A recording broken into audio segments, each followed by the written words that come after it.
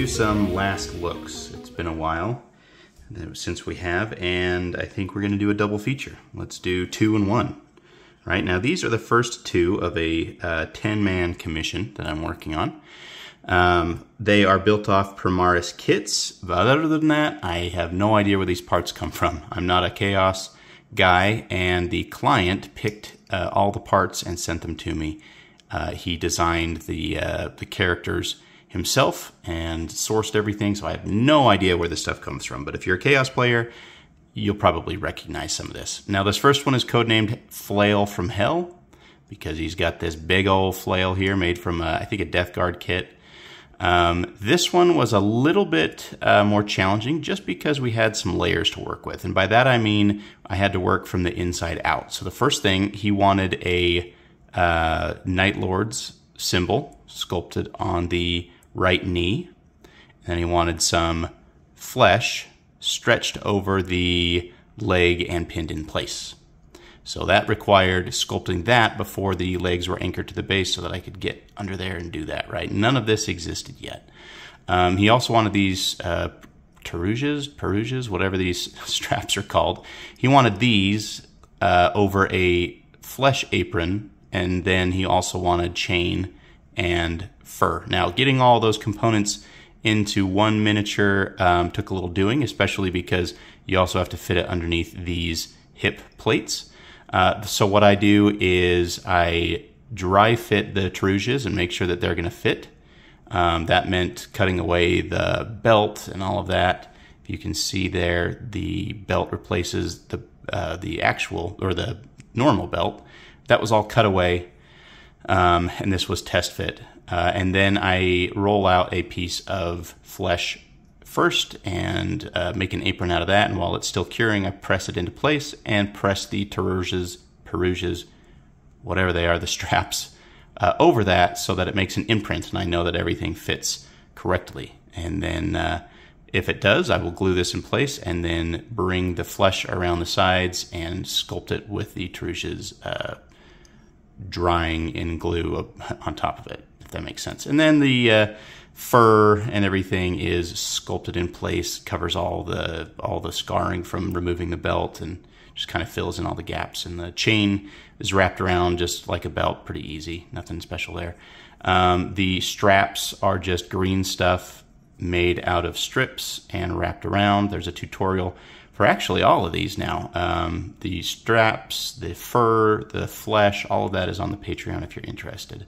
I've even done a skull tutorial. So the biggest challenge about this was not building the totem with all its little bits, not doing the two-handed grip, that was already done. It was the cape here, right? Now the cape, I actually used this example in a tutorial on how to do flesh capes. I used a mix of green stuff and green stuff and milliput, so that it would add a lot of rigidity and I could carve it out and use detail and all that. You don't strictly need to do that. I have made plenty of capes with just green stuff, but as I detail in the video, the milliput does add some rigidity, which is nice because if you want to carve on it later or add detail, you can, and it also holds sharp detail a little bit easier than green stuff, which tends to relax and sag. But if you are interested in how to do these, the tutorial was recently posted on the Patreon on all of the gaps were filled with more fur and made into a collar as per his design and request. So there is the Flail from Hell. And we'll move on to this other guy, which had a little bit of a different challenge. Now, this guy had a complete boob job. So we removed the chest plate entirely. I smoothed all that down and created my own chest plate over the top. You see that yellow?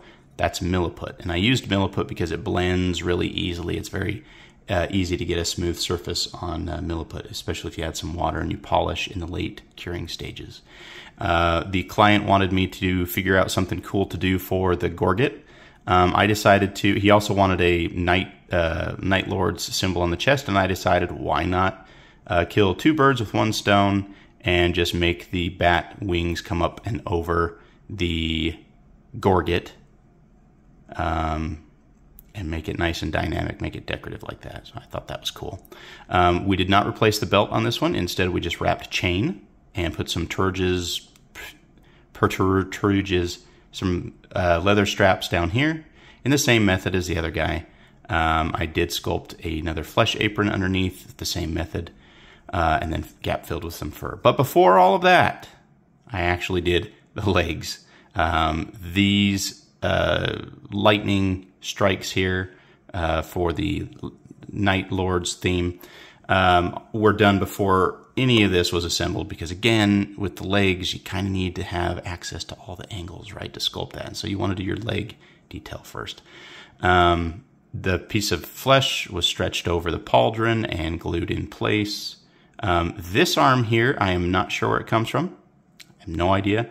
I did separate the arm, the bicep, right above the elbow, and rotated it 180 degrees so that I could get this angle, and then rebuilt the shoulder as per the tutorials on the Patreon. I do a joint rebuilding for Space Marine models, and I still use that method today. It's actually pretty easy, just pinning, gap filling, and doing the Under Armour. It's pretty simple. But the cool thing about this miniature was kind of the bat silhouette. So you've got these bat wings, right? These capes, he's got 3 capes in the back, kind of like wings. And he did not have a middle one, though, and he requested me to make him one. So I did, with some stitches, make it look like it's sewn flesh. And then just gap filled with more fur. And again, he did all of the sourcing for the parts. If you are ever to do a commission with me, that's kind of prerequisite. I don't have a huge knowledge base on parts. I don't know what's out there. I've been out of that for so long, out of the gaming community, and so I haven't been watching the new kits that come out. I mostly just sculpt my own stuff, so it's hard to keep track of what's coming out. So if you do get something done by me, you're probably going to need to source everything yourself and send it to me. But that also cuts down on cost. And on that note, if you are wanting to get a commission from me, my time has been severely limited by the fact that now I'm at a full-time job. Last Light is no longer my full-time gig. It's once again a hobby.